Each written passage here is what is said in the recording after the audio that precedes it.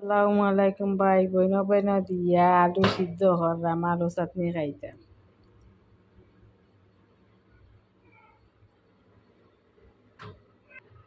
পেঁয়াজ খাচ্ছি, কাঁচা মরিচ খাচ্ছি, লবণ দিয়া মরিচ বাজছি।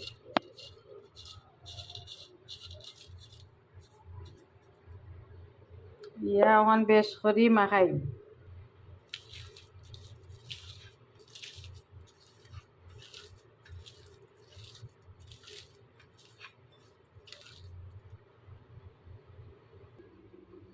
সিদ্ধ দেওয়া আলু ওখান তাকি বা করছি।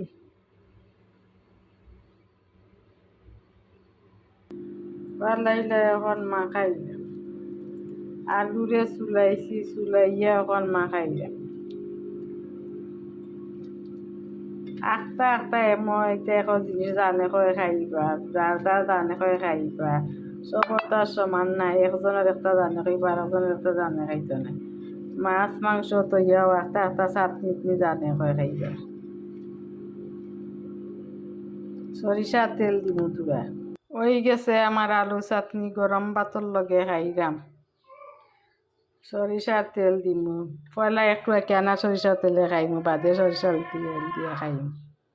ভিডিওটা বেশি বেশি শেয়ার করবা, কমেন্ট করবা।